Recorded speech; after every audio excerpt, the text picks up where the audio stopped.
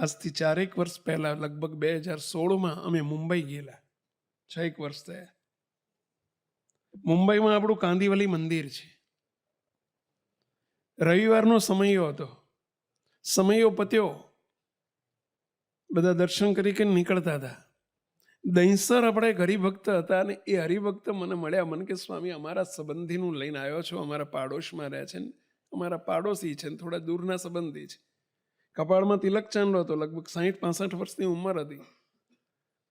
સ્વામી બહુ દુઃખી છે ને એમને 5 મિનિટ આપણી જોડે બેસવું છે, હળવા થવું છે. કંઈ વાંધો નહીં, તમે જમીન આવો ત્યાં સુધી અહીં લાઈન પતી જાય ને આપણે જમાડ્યા પછી બેસીએ, તમે જઈ આવો. જમીન આવ્યા, એમણે સ્ટોપર બંધ કરી દીધી. બાજુમાં નાનો રૂમ છે, એમાં બેઠા અમે. શું રડ્યા છે, ખૂબ રડ્યા. મેં કે દયાળુ છે શું, તમે વાત તો કરો. મને કે સ્વામી હું બોલી નહીં શકું, લ્યો લખેલું લાવ્યો છું. એમ કે ખિસ્સામાંથી મને 4-5 કાનાનો એક કાગળ આપ્યો. મને કે સ્વામી શાંતિથી વાંચી લો, હું બેઠો છું. મેં ચશ્મા બાજુમાંથી મગાયા અને પછી વાંચ્યો. પત્રમાં એમણે પોતાની આપવીતી લખી છે. એમાં લખ્યું છે, સ્વામી આજથી 30-35 વર્ષ પહેલા મહેસાણા જિલ્લાનું ફલાણું ગામ અમારું. અમારા ઘરે 5 વીઘા જમીન હતી, 4 ભાઈઓ હતા. મારા લગ્ન પછી 2 વર્ષ અમે ભેગા રહ્યા. જાણ્યું કે આ 5 વીઘામાં 4 ભાઈઓનું તંત્ર ચાલશે કેવી રીતે. સ્વામી મજૂરી કરવી જ પડે એવા જ સંજોગ હતા. બહુ ગરીબીમાં અમે મોટા થયેલા. અમે પહેર્યા લુગડે 2 માણસ નીકળી ગયા. અમદાવાદ આવ્યા ને અમદાવાદથી મુંબઈની ટ્રેનમાં 100-200 રૂપિયા ખિસ્સામાં હતા, એમાંથી મુંબઈ પહેર્યા લુગડે આવ્યા. સ્વામી અહીંયા એને અમે અઠવાડિયું ફર્યા, ફૂટપાથ ઉપર હતા. એક નોકરી મળી, 2 જણાએ નોકરી ચાલુ કરી. એક ચાલીમાં અમે રહેવા માંડ્યું. એમણે બધું લખ્યું છે. સ્વામી અમારે એક દીકરા ને દીકરીનો જન્મ થયો અમારા ઘરે. દીકરી મોટી હતી, ભણાવી ગણાવીને એને પરણાવી. સ્વામી અમે પેટે પાટા બાંધીને મહેનત મજૂરી કરીને બંને બાળકોને ભણાયા. દીકરા ઉપર આશા હતી. દીકરી તો સાસરે ગઈ. 2-3 વર્ષ પછી દીકરો ભણી રહ્યો, પ્લાસ્ટિક એન્જિનિયર થયો.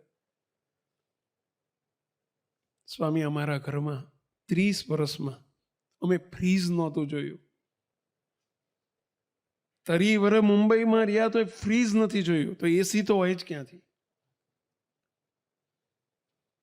અમે માંડ એક ઓયડીમાં રહેતા અમે, અને એમાં પૂરું કર્યું અમારું. દીકરો મોટો થયો મહારાજની કૃપાથી. અમારે પહેલેથી બાપ દાદાનો સત્સંગ ખરો, સ્વામિનારાયણ સંપ્રદાય ખરો અમારા ઘરમાં.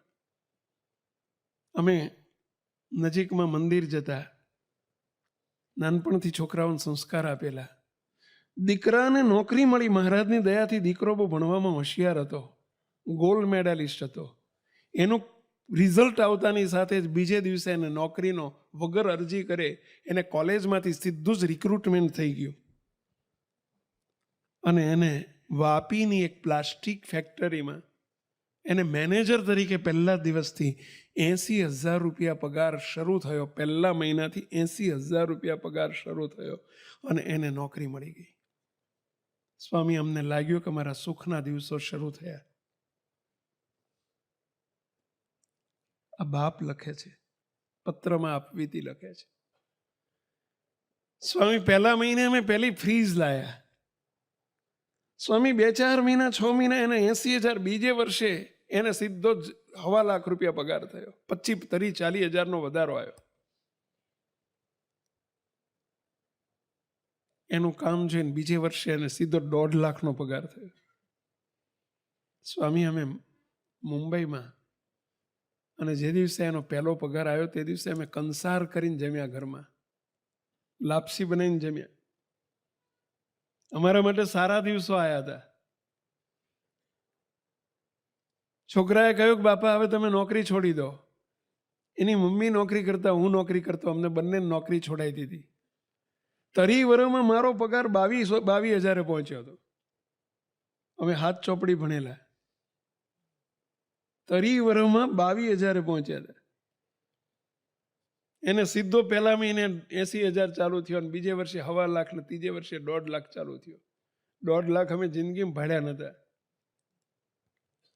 અમે એક ફ્લેટ બુક કરાયો, 54 લાખનો એક ફ્લેટ બુક કરાયો. અમારા હૈયામાં આનંદનો પાર નહોતો.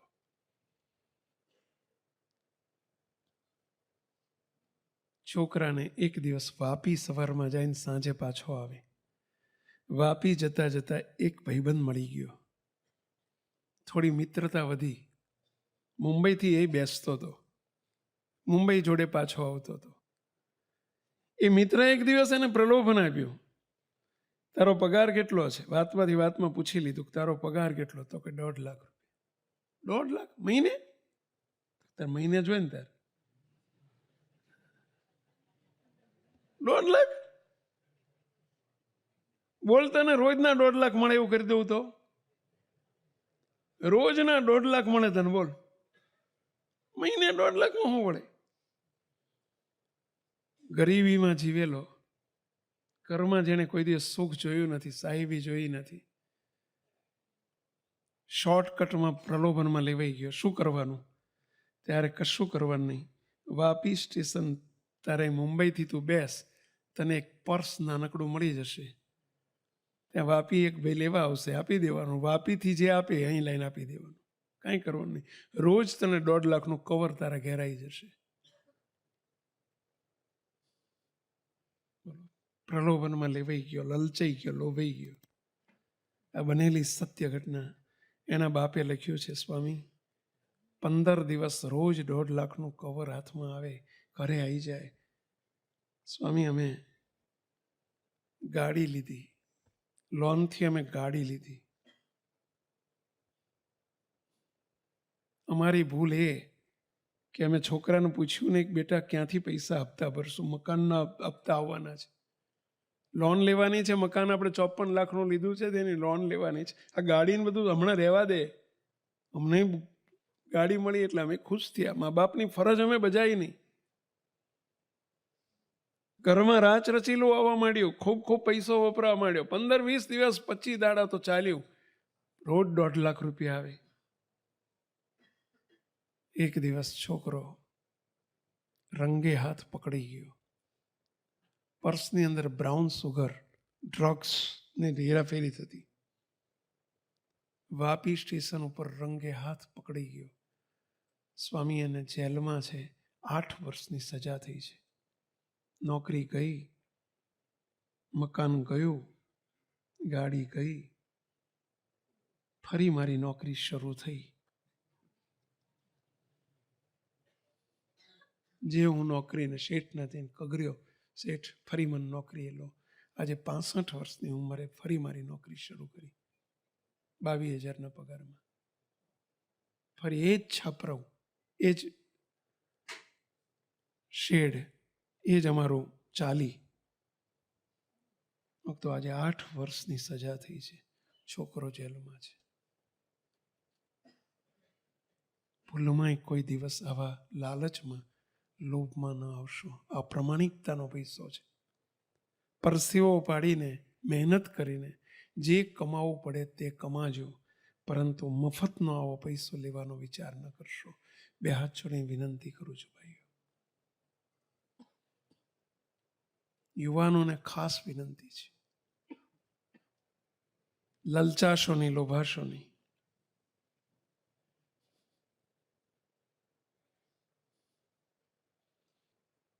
મહેરબાની કરીને આ લતે ન ચડશો. પૈસો જલ્દી મળી જાય ને હું સુખી થઈ જાઉં ને મારે આ થઈ જાય, મહેરબાની કરીને એવા લાવા ઝાંકા ન મારશો. Shortcut will cut you short. Shortcut will cut you short. આ સૂત્ર સદા યાદ રાખજો. દુનિયા આખી દોડી રહી છે, ખૂબ ધંધા વ્યવહારો એવા છે. આજે ખેડૂતો હોય તો નાનપણથી જોતા હોય બાળકો, અને એ શીખવાડતા હોય મા બાપ, લંગરિયા નાખવાનું. બોલો, ઘણા જોયો છે. કેટલા જાણો છો લંગરિયાનો? પેલા બોલો, શા માટે આવું કરો છો? તો કે સાહેબ બધાય કરે છે. જે બધા કરે એ આપણે શું કરવા કરો છો? બીજાનો વાદ ન કરો. ધંધામાં હોય તો ઇલેક્ટ્રિસિટીની ચોરી કરીએ આપણે, નાની મોટી આવી બધી ચોરીઓ થાય. તો શા માટે એવું કરો? જીએસટીની ચોરી કરવાની, ઇન્કમ ટેક્સની ચોરી કરવાની, ખોટું કરો. નાનપણથી આપણે આવી આદતો પડી ગઈ હોય છે. શા માટે આવું કરીએ છીએ?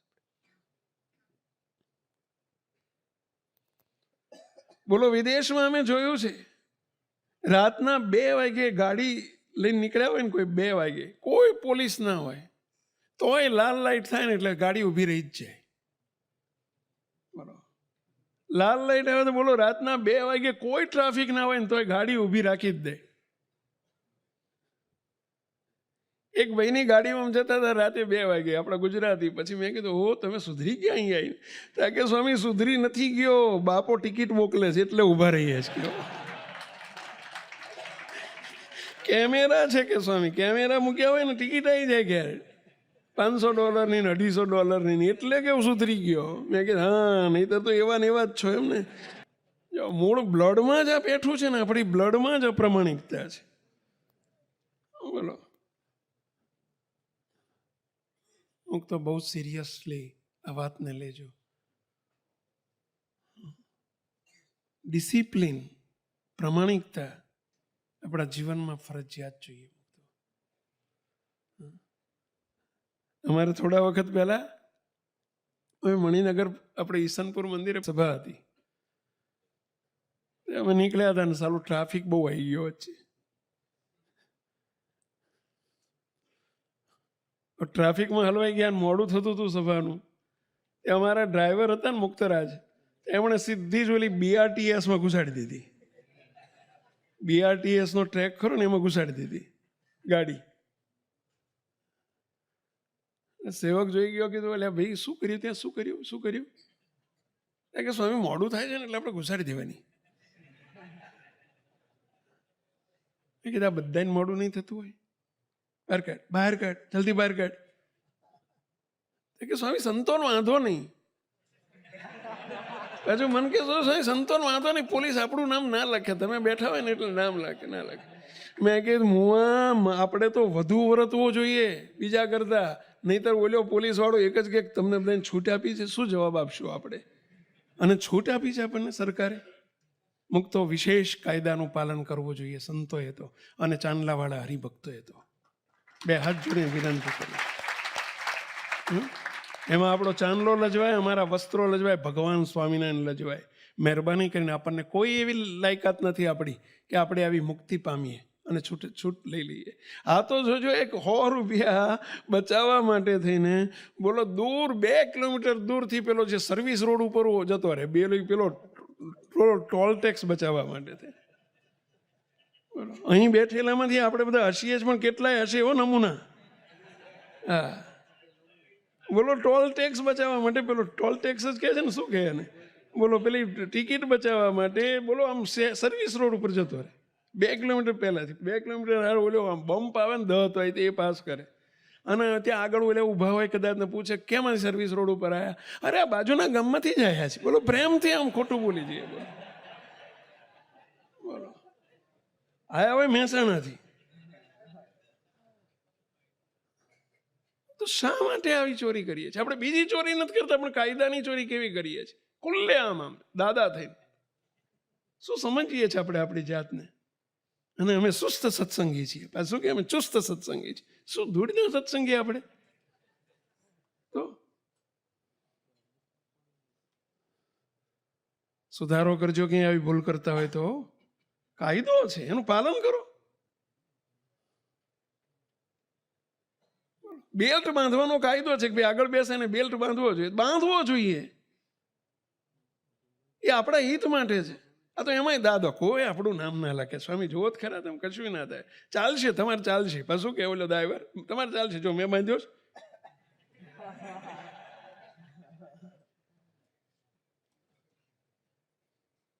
ધ્યાન રાખજો, કોઈ દિવસ આવા કાયદા લોપવાના નહીં. લોપવા દેવાના નહીં. આ પ્રમાણિકતા છે. કહું છું, નાના હતા ત્યારથી આપણા મા બાપે આવું જ શીખવાડ્યું છે. ઓલી એસટી બસમાં ચડવાનું હોય ને અને જઈને બેસી જઈએ, જોજો. અને 12 વર્ષનો છોકરો 14 વર્ષનો હોય ને તો ખોળામાં બેહાડીએ થોડી વારમાં. પેલો કંડક્ટર આવે, કેટલા વર્ષ થયા બાબાને? હજુ 11 વર્ષ થયા છે. એટલે આને શીખવાડ્યું 11 કહેજે હો. બોલો, ઢાંઢો હોય તો કે 11 જ થયા છે. એ જાણે છે કે સર્ટિફિકેટ, પેલું બર્થ સર્ટિફિકેટ તો માગવાનું નથી અને આપણે જોડે લઈને ફરતા નથી. બોલો શા માટે? એક અડધી ટિકિટ માટે થઈને ખોટું બોલવાનું, ખોટું કરવાનું. બોલો, મોટા ભાગના આવી રીતે અડધી ટિકિટમાં ગયા હશે.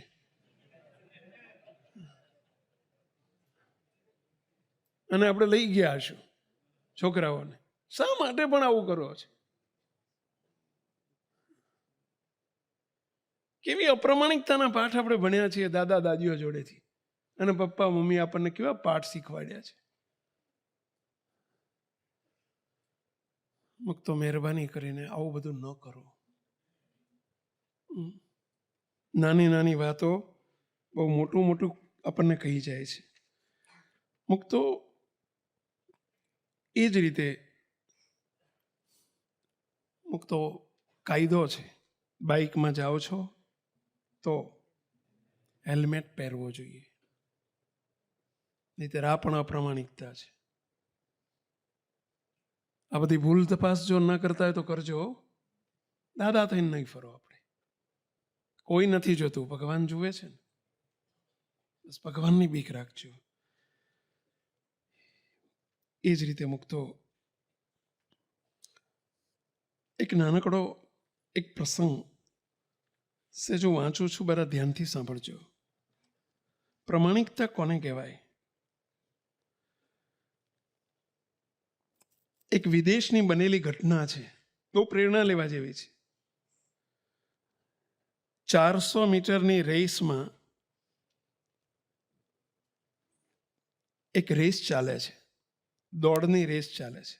400 મીટરની રેસમાં કેન્યાનો રનર,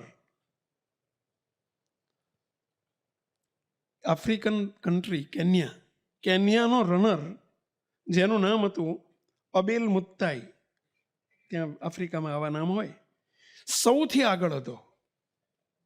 દોડમાં સૌથી આગળ હતો.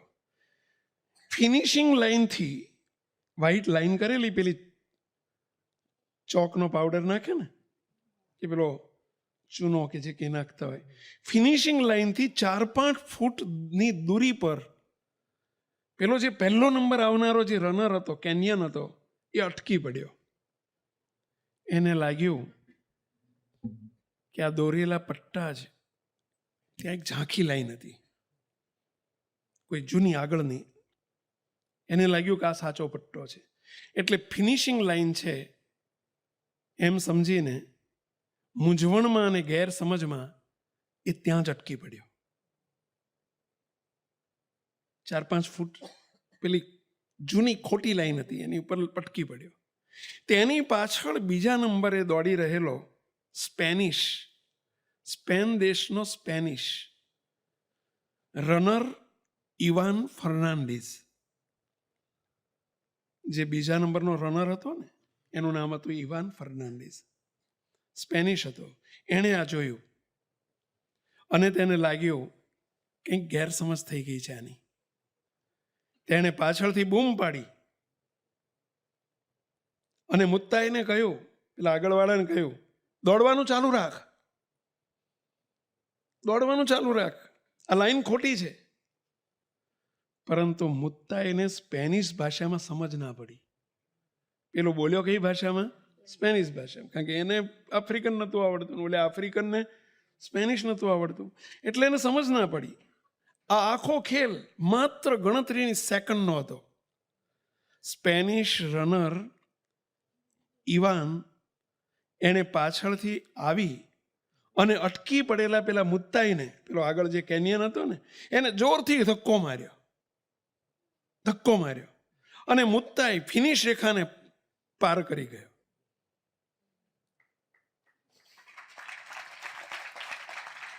જરા સમજવાનો પ્રયત્ન કરજો. આપણે હોઈએ શું કરીએ? જરા એ તપાસો, આપણે હોઈએ શું કરીએ? હે? ખૂબ નાનો અને અતિ મહત્વનો પ્રસંગ છે. જો આ બનેલી ઘટના છે, સ્ક્રીન ઉપર દેખાય છે. આ રેસ હતી, અંતિમ પડાવ પૂરો કરીને વિજેતા બનવાની રેસ હતી, મેડલ મેળવવાની રેસ હતી. ઇવાન ધારત, પેલો પાછળવાળો ધારત તો વિજેતા બની શકત. ફિનિશ રેખા પાસે આવીને અટકી પડેલા મુત્તાઈને અવગણીને ઇવાન વિજેતા બની શકત. આખરે વિજેતા મુત્તાઈને બનાવ્યો અને ગોલ્ડ મેડલ એને લેવડાવ્યો અને ઇવાનને સિલ્વર મેડલ મળ્યો. પેલો જે સ્પેનિશ હતો ને એને સિલ્વર મેડલ લીધો. એક પત્રકારે આ સ્પેનિશને પૂછ્યું કે તમે આમ કેમ કર્યું? તમે ધારત તો તમે જીતી શકત. પત્રકારે સ્પેનિશને પૂછ્યું તમે આમ કેમ કર્યું? તમે ધારત તો તમે જીતી શકત. તમે આજે ગોલ્ડ મેડલને હાથથી જવા દીધો? ત્યારે પેલા સ્પેનિશે સુંદર જવાબ આપ્યો, મારું સ્વપ્ન છે કે આપણે એવો સમાજ બનાવીએ જ્યાં વ્યક્તિ બીજી વ્યક્તિને ધક્કો મારે, પરંતુ પોતે આગળ જવા માટે નહીં,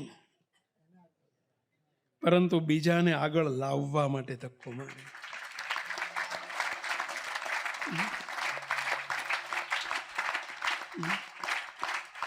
આપણે ધક્કા તો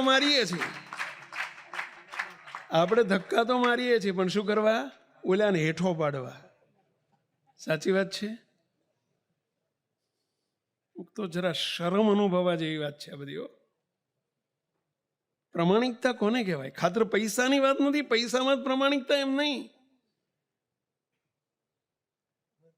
જુઓ તો ખરા, આના વિચાર તો જુઓ. પછી શું કહે સાંભળજો, મદદ કરવા, બીજાને મદદ કરવા, એની શક્તિને બહાર લાવવા માટે ધક્કો મારે. એવો સમાજ જ્યાં એકબીજાને મદદ કરી બંને વિજેતા બને. ત્યારે પત્રકારે ફરી પૂછ્યું કે ભાઈ, પેલા સ્પેનિશને પૂછ્યું, ભાઈ તમે કેન્યનને કેમ જીતવા દીધો? તમે જીતી શકત, તમે ધારત તો જીતી શકત. એટલે તો અટકી પડ્યો હતો ત્યાં, તમે દોડીને જતું રહેવું જોઈએ ને. જવાબમાં પેલા સ્પેનિશે કહ્યું, મેં એને જીતવા નથી દીધો, એ જીતતો જ હતો. મહેનત જીતવા, એ જીતવાનો જ હતો. આ રેસ એની હતી, મારી નહોતી. આ રેસમાં એ ખરેખર આગળ જ હતો. અને છતાં જો હું એને અવગણીને ફિનિશ લાઈન પાર કરી જાત તો પણ મારી જીત તો કોઈ બીજા પાસેથી પડાવી લીધેલી જીત જ હોત ને.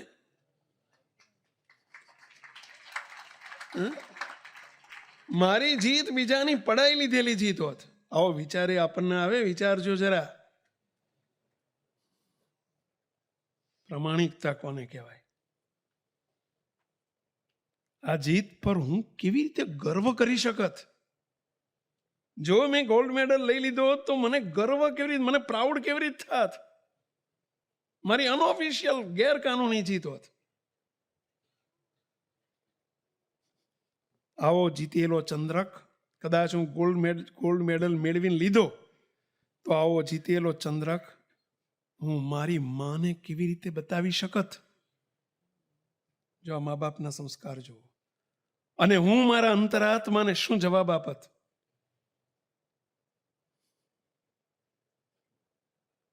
કોઈ નથી જોતું, ભગવાન તો જુએ છે. હવે ભગવાનની ભક્તિ આપણે લોકો જાજી કરીએ હો, એમ ના કરતા. બોલો, જરા એક વખત તાળીથી વધાવીએ. જરા આ સ્પેનિશને ધન્યવાદ આપીએ અને ભેટતા બતાવો બંનેને. બંને ભેટી પડે છે પછી. ત્રીજો ફોટો, ભેટતો ફોટો.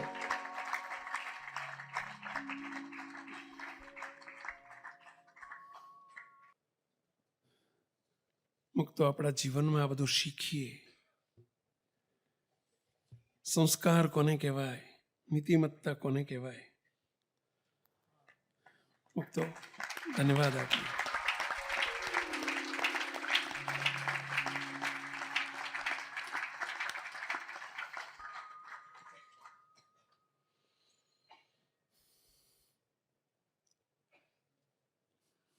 મુક્તો એક વખત ગુરુદેવ બાપજી પંચમહાલ પધારેલા, લગભગ 2004-05ની વાત છે. સેવક જોડે હતો. બાપજીની લગભગ દિવસમાં 70-80 પધરામણીઓ ગોઠવાઈ ગયેલી હતી. સવારથી હા સુધી 70-80 પધરામણી, બધી આદિવાસી વિસ્તારમાં પધરામણી હતી. ફટાફટ જવું પણ બધાને રાજી કરવાના હતા. આગળ એવી એક ટીમ સંતોએ ગોઠવી દીધેલી કે આગળ એક ટીમ આગળ જઈને આરતી તૈયાર કરી દે, મેસેજ આપી દે, પ્રગટાઈને રાખે. ઘર બધા બાજુમાં હતા બધા. પેલા અમે જઈએ ને ત્યારે આરતી તૈયાર હોય એટલે ગુરુદેવ બાપજી જો મોટા પુરુષની દ્રષ્ટિ ક્યાં કેવી હોય, બાપજીએ તરત પેલા જે આરતી તૈયાર કરવા જતો હતો ને પેલા યંગ યુવાનો બે એને પૂછ્યું કે તમે આવીએ તો આરતી તૈયાર કરી દેશ કે દિવાસળીને આરતી તૈયાર હોય છે, દિવાસળીની પેટીને બધું તૈયાર હોય છે? કે બાપા હું પેટી જોડે જ રાખું છું, પેટી હું જોડે રાખીને ફરું છું, એટલે પેટી કદાચ ના હોય, માચીસ પેટી એટલે સમજે માચીસ તૈયાર ના હોય તો હું જોડે રાખું છું. બાપજી કે ક્યાંથી ઘેરલીથી લાવ્યો હતો? કે ના બાપા પહેલી પધરામણી હતી ને ત્યાંથી પેટી મેં ખિસ્સામાં લઈ લીધી હતી, માચીસ ખિસ્સામાં લઈ લીધી હતી. ગુરુદેવ બાપજીએ તરત હાથ ચાલ્યો, ત્યાં પૂછીને લીધી હતી કે એમને એમ લીધી હતી? પહેલા ઘેરથી માચીસ લીધી હતી અને પૂછીને લીધી હતી કે એમને એમ લીધી હતી? કે ના બાપજી સત્સંગી હતા ને એટલે પૂછવાનું શું હોય? બાપજી કે જા જઈને માચીસનો કાં તો રૂપિયો આપી આય અને કાં તો માચીસ પાછી આપીને માફી માગી આય. તો આપણાથી એક આટલો નાનો વર્તમાન પણ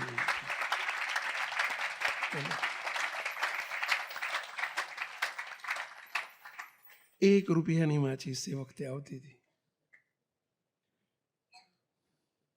એ પુરુષ આપણને શીખ આપે છે. આપણા જીવનમાં કોઈ દિવસ ખોટું ન કરો. ખોપાળા ગામ છે સૌરાષ્ટ્રની અંદર, ખોપાળા, અને ખોપાળાના જેઠા માણિયા કરીને હરિભક્ત, 30 વર્ષની યુવાન અવસ્થા,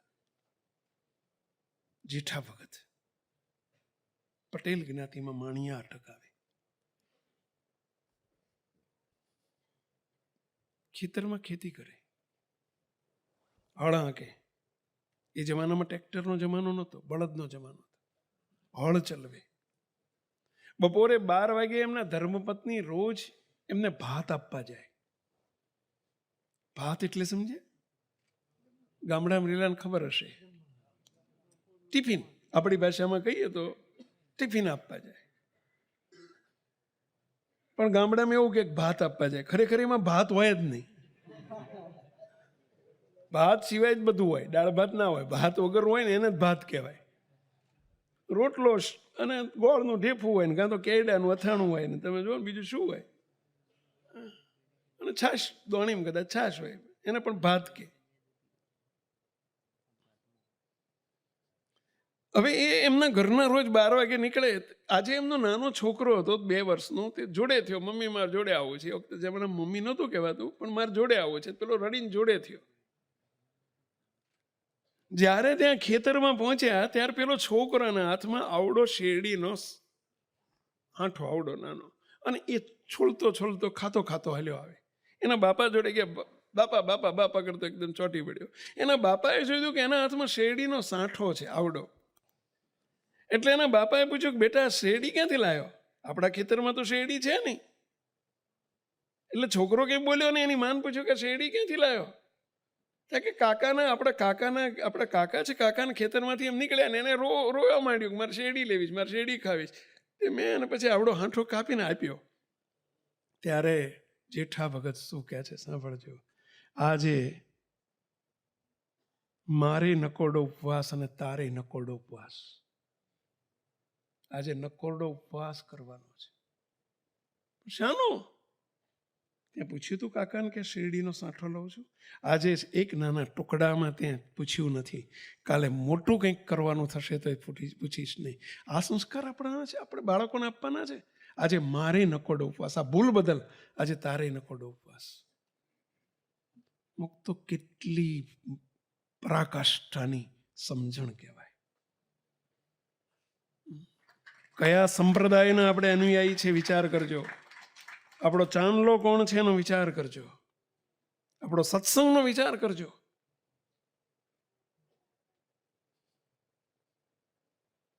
કયો અધિકાર છે આપણને?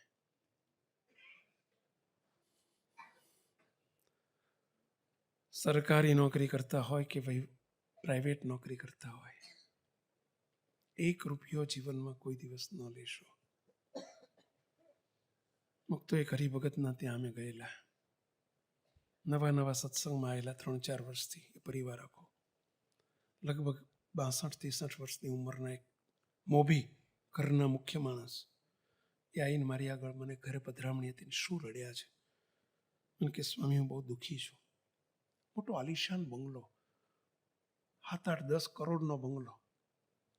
આવડો મોટો બંગલો છે ને દુઃખી કેમ? ગાડી રસ્તા તમારા દરવાજામાં 3 તો ગાડી પડી છે અને દુઃખી છે ને? મને કે સ્વામી મારે ઘરવાળા, મારી દીકરી સ્વામી પાછી આવેલી છે 30 વર્ષની, મારો દીકરો સ્વામી, તેણે ભેગા થઈને મને સ્વામી પકડી રાખે છે, દીકરીને દીકરો બે પકડી રાખે ને એની મા મને મારે. સ્વામી મારા બેટા છોકરા મને મારે છે કે હો, એમ કરીને રડવા માંડ્યું. સ્વામી આ દુઃખી નહીં તો શું, કે બંગલાને શું ધોઈ પીવાનો? કે સત્સંગી છે. મને કે મારી દીકરીને એનો દીકરો બે મારે છે, એની મમ્મી મને મારે છે. મેં કીધું આવું કેમ થયું? ખબર છે તમે શું કરતા હતા પહેલા? મને ખબર ને. મેં કીધું તમે પહેલા શું રિટાયર્ડ છો? શું કરતા? કે સ્વામી હું રેવન્યુ ખાતા મામલતદાર હતો. મેં કીધું હા,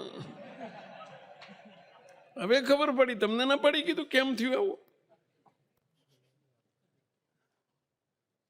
તમને ખબર પડી કેમ થયું? કેમ મારતા હતા છોકરાને? કેમ કહો છો?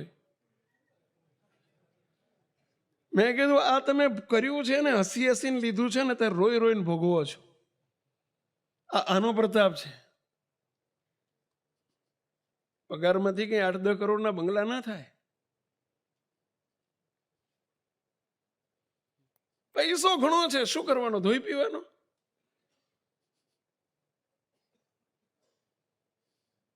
બહુ ધ્યાન રાખજો મુક્તો. જો તમે અમારા હોય તો, નહીતર કહી દેજો અમારા નથી. મહેરબાની કરીને આપણા જીવનમાં ક્યારેય કરોડોની સંપત્તિ મળતી હોય તો મહેરબાની કરીને ઠુકરાવજો. એ માર્ગ ન પકડશો કોઈ દિવસ. નહીતર એ પૈસો બહુ જોયા છે અમે, હસીને લેવાનો હોય છે, રોઈને ભોગવવાનો હોય છે, દુઃખી કરી નાખે. આપણે વાસના મંદિરની જગ્યા લેવાઈ 1985માં. 2 મહિના થયા, 4 મહિના થયા, 6 મહિના થયા. ત્યાં પેલો ચોરામાં એન્ટ્રી પડાવવાની હોય. ચોરો એટલે એમ છે ને, ગામડામાં રેલા છે ને ચોરાની ખબર હોય. તે ચોરામાં પેલો આપણા નામની પેલી ટ્રસ્ટના નામનો દસ્તાવેજ થઈ ગયેલો, એન્ટ્રી પડાવવાની. તે અમારા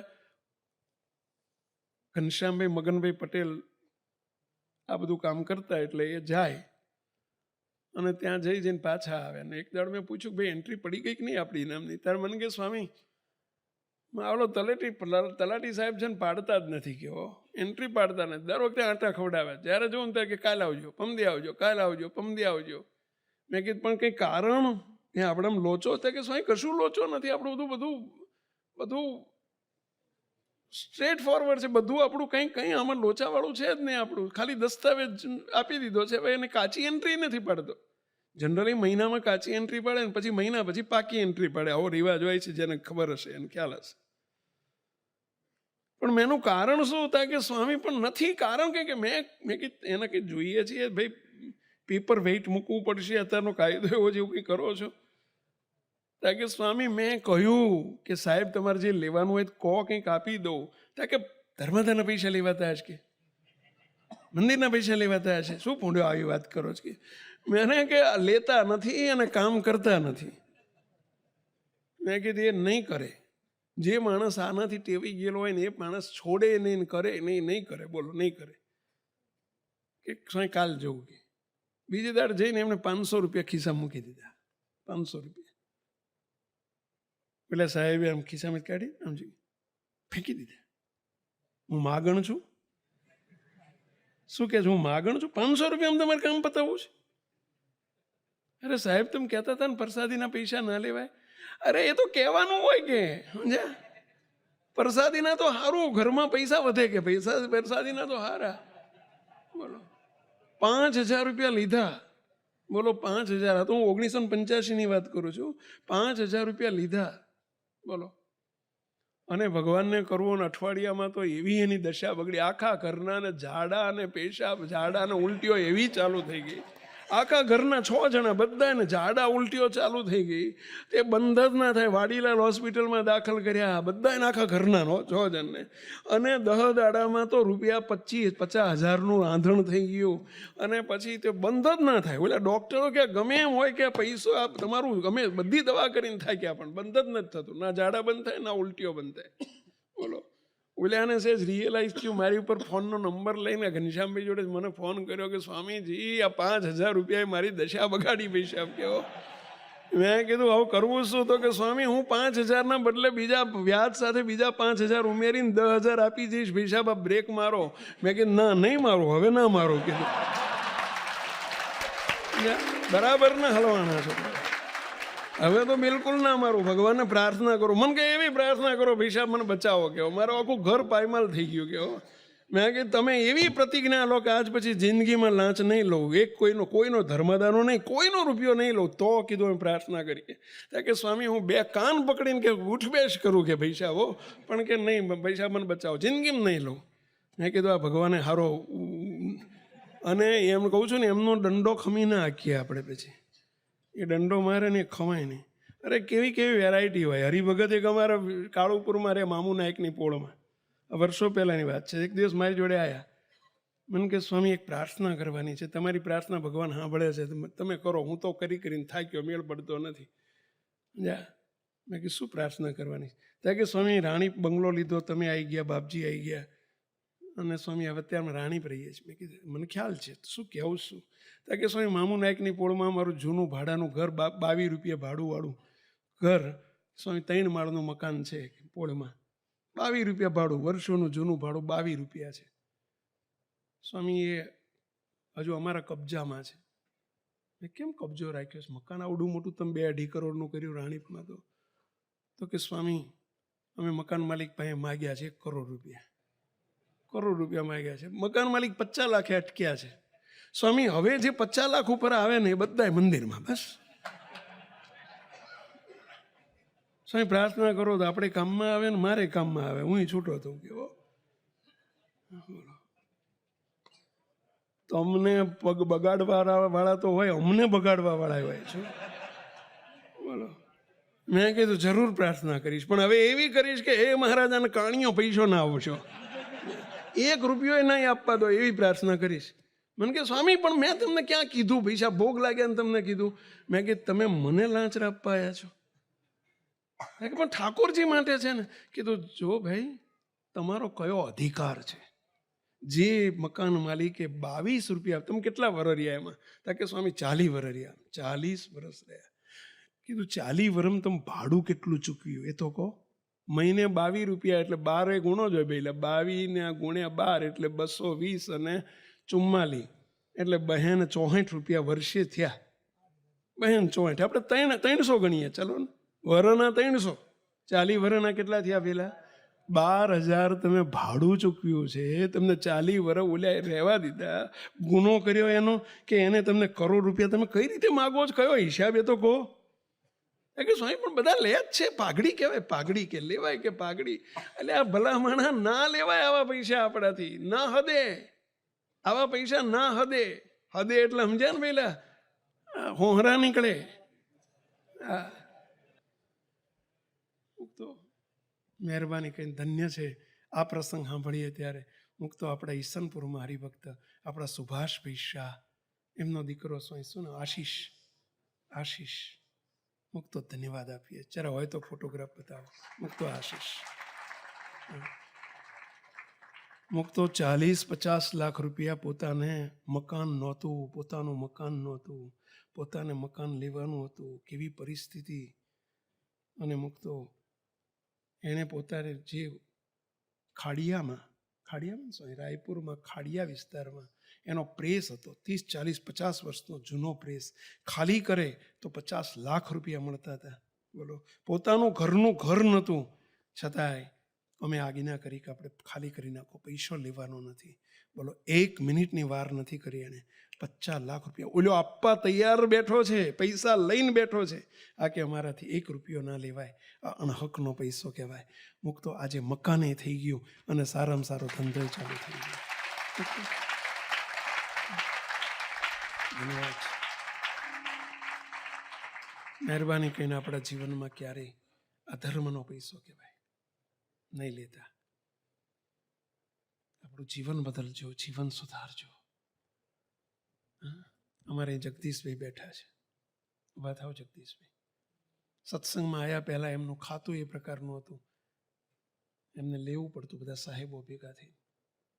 જ્યારથી સત્સંગમાં આવ્યા એમણે પ્રતિજ્ઞા લઈ લીધી કે હું મારી જિંદગીમાં કોઈ દર પૈસો નહીં લઉં. ધન્યવાદ આપું છું. અણસમજણમાં જે થયું એ થઈ ગયું. તો ઘણા બેઠા છે અહીંયા. આપણા જીવનમાં એવી પ્રામાણિકતા રાખજો. મહારાજ બહુ રાજી થશે, દુનિયા રાજી થશે, શું આપશે? ભગવાન રાજી થાય, ભગવાનના સંત રાજી થાય. આપણા ગુરુદેવ બાપજી, આપણા સાગરદાનભાઈ સ્વામિનારાયણને કાયમ કહેતા, પોતે કલેક્ટરની પદ ઉપર પોસ્ટ ઉપર હતા. બાપજી કાયમ કહેતા, એમનો એ વખતે મામલતદાર હતા, અમરાઈવાડીમાં રહેતા, કરણીનગર સોસાયટીમાં ભાડાનું ઘર હતું. બાપજીએ પ્રતિજ્ઞા લેવડાઈ, મામલતદારમાં હતા, ક્યારેય પૈસો નહીં લેવાનો. બાપજીને કે બાપજી, મારી પછી આવેલા બધા કારકુનો ઘરવાળા થઈ ગયા અને હું ભાડાના ઘરમાં રહું છું. બાપજી કે તમારું ઘર અક્ષરધામમાં તૈયાર થાય છે, નહીં લેતા. તો આ છે આપણા સંસ્કાર. સાગરદાનભાઈ દેખાય છે, જીવન પર્યંત ક્યારેય એમણે 5 રૂપિયા પણ કોઈનું અણહકના લીધા નથી. તો આપણા જીવનમાં એવું ખુમારીવાળું અસ્મિતાસભર જીવન જીવો આપણે, કે જેથી ક્યારેય પણ મુક્તો આપણે ચાંદલો કર્યો છે, લોકો આપણાથી ભડકે નહીં. બહુ ધ્યાન રાખજો. છેલ્લો એક પ્રસંગ કહું. મુક્તો અમે સુરત ગયેલા અને સુરતમાં મને એક હરિભક્ત આપણો મળ્યો. બહુ એણે વાત કરી, મને આમ ગજ છાતી ફૂલી ગઈ. અમદાવાદથી 3 ભાઈબંધો સુરત ગયેલા. અહીં થોડી મંદી હતી હીરામાં. સુરત હીરા ઘસવા ગયેલા, ભણતર ઓછું. એમનું ફેમિલી બધું અહીં રહેતું હતું અમદાવાદ. 3 છોકરાઓ ત્યાં સુરતમાં એક મકાન ભાડે રાખીને રહે, જાતે રસોઈ બનાવે, જુદા જુદા કારખાનામાં નોકરી કરે, સાયકલ રાખે. સાયકલ લઈને 4-5 કિલોમીટર દૂર એમને નોકરી મળેલી. એકાદશીનો દિવસ આવ્યો. 3 ભાઈબંધો સત્સંગી હતા, ફરાળ બનાવતા આવડે નહીં. એટલે 3 દીકરાઓએ નક્કી કર્યું કે એક જણને હોપ્યું કે ભાઈ તું સાંજે ફ્રૂટ લેતો આવજે, કંઈક આપણે સાંજે ફ્રૂટ જમીશું બધા ભેગા થઈ. જે છોકરાને સોંપ્યું છે એણે સાંજે ઘેર આવતા આવતા ફ્રૂટની લારી આગળ, રસ્તામાં લારી આવીને લારી આગળ ઊભો રહ્યો. એણે ખિસ્સામાંથી એણે પેલું કહ્યું કે ભાઈ મને આ ફ્રૂટ જોઈએ છે. એટલે એણે સફરજન છે, કેળા છે, ચીકુ છે, 2-5 વસ્તુ બધી 2-3 વસ્તુ બધી સારી સારી જોઈને એણે મૂકી, ચોખાઈ તોલાઈ. એણે પેકેટમાં પેલી કોથળીમાં લીધું, થેલીમાં મૂકી દીધું અને ખિસ્સામાં હાથ નાખ્યો. પાકીટ રહી ગયેલું કારખાને, એટલે વોલેટ હોય ને, રહી ગયેલું કારખાને. એકદમ બિચારો ગભરાઈ ગયો. એટલે બિચારા એને કેમ કે અરે મેં મહેનત કરાવી, હવે શું મારું કેવી રીતે કહેવું? પેલો ભાઈ તારું ફ્રૂટ લઈ લે પાછું, બીજું જ કંઈ કહેવાય એવું નહોતું. ઓલો અજાણ્યો માણસ લારીવાળો, એટલે પેલા કહ્યું ભાઈ કેમ? તો કે મારું પાકીટ ભાઈ સાહેબ હું ભૂલી ગયો કારખાને, અને મને એમ કે ખિસ્સામાં છે, હવે કારખાનું બંધ થઈ ગયું, એ તો રાત પડી છે, એટલે હું પાછો જઉં તો તે કારખાનું બંધ કરીને શેઠ જતા રહ્યા હોય, એટલે ભાઈ સાહેબ તમારું ફ્રૂટ લઈ લો પાછું. ત્યાં પેલો કે લઈ જાઓ, હજુ જોતું હોય લઈ જાઓ, બીજું લઈ જાઓ. કેમ? તમે મને ઓળખતા નથી ને? તમને નથી ઓળખતો, તમારા ચાંદલાને ઓળખું છું. મને વિશ્વાસ છે તમે ક્યારેય ખોટું નહીં કરો, માટે ડબલ જોતું હોય તો હજુ લઈ જાઓ. કે પણ મારા જેવા કેટલાય નીકળતા હોય, નહીં, મને તમારા ચાંદલા ઉપર વિશ્વાસ છે, હું તમને નથી ઓળખતો. મુક્તો, આ છે આપણા ચાંદલાની પ્રેસ્ટીજ, આ છે ઇમેજ. મહેરબાની કરીને કોઈ દિવસ એને ભંગ ન થાય એનો ખ્યાલ રાખજો. એટલી તમને બધાને 2 હાથ જોડીને વિનંતી કરું છું. આપણને ઓળખનારા કેટલા? 5, 25, 50 જણા. આપણા મહારાજને ઓળખનારી આખી દુનિયા છે. બસ એને કલંક ના લાગે એનો ખ્યાલ રાખજો. આપણા જીવનને એવું હોનેસ્ટ ને પ્રમાણિક બનાવજો કે ક્યારેય ન શોભે, આપણને ન શોભે. 1-5 પૈસા માટે ખોટું બોલી જવું, ખોટું કરી નાખવું, કોઈને બાટલામાં ઉતારી દેવું. મુક્તો અત્યારે કેવો હળાહળ કળિયુગ છે. મુક્તો એમ થાય કે હા બોલો. મુક્તો ક્યારેય તમે જે કંઈ પોસ્ટ ઉપર હોય, ડૉક્ટર હોય કે એન્જિનિયર હોય, અમારા અહીં વિદ્યાર્થીઓનું કાયમ માટે જ્યારે અહીંથી છૂટા પડે ને, અમારા જ્યારે 2 વર્ષ 3 વર્ષ 5 વર્ષ ભણીને, ત્યારે વિદ્યાર્થીઓને કહું કે તમારે જો 2-5 વર્ષ ગુરુકુલમાં રહ્યા છો, તમારે ગુરુ દક્ષિણા આપવી પડે, એમને એમ ના જવાય. વિદ્યાર્થીઓ કે બોલો સ્વામી શું ગુરુ દક્ષિણા આપવાની? બસ મને તમે વચન આપો કે તમે મોટા થઈને જે પોસ્ટ ઉપર ભલે જાઓ, મિનિસ્ટર બનો તોય ભલો અને ડૉક્ટર બનો તોય ભલે, જીવનમાં ક્યારેય ખોટું નહીં કરો, અધર્મ અનીતિનો પૈસો નહીં આવો. મને પ્રોમિસ કરો. એ મારી ગુરુ દક્ષિણા છે, એ અમારી ગુરુ દક્ષિણા છે. આજે હું તમારા બધાની પાસે ગુરુ દક્ષિણા માગું છું, આટલું વચન માગું છું અહીં બેઠેલા બધાની પાસે. આપશો? મારે તમારા પૈસા નથી જોતા, અમે એના ભૂખ્યા નથી. આજે સંકલ્પ કરો, વચન આપીને જાઓ, નક્કી કરીને જાઓ, જીવનમાં ખોટું કરશો નહીં, કરવા દેશો નહીં. અધર્મનો પૈસો, અનીતિનો પૈસો, અથવા તો કોઈ પણ રીતે ખોટું નહીં કરો જીવનમાં. ચલો, કેટલા પ્રોમિસ આપો છો? આંગળી ઊંચી કરો. કેટલા પ્રોમિસ કરો છો? તો અમને એમ થશે કે અમારી આ સભા સફળ થઈ. ચલો, તાળીથી વધાવો બધા. મહારાજને, બાપાને, બાપજીને પ્રાર્થના કરું કે દયાળુ અમારું આવું પ્રામાણિક જીવન બને એવી અમારી સૌની પર કૃપા કરો. આખો સમાજ એવો પ્રામાણિક બને, ઓનેસ્ટ બને, દિવ્ય કલ્યાણકારી ગુણે યુક્ત બને એવી આશા સાથે સર્વે મુક્તોને જય સ્વામિનારાયણ.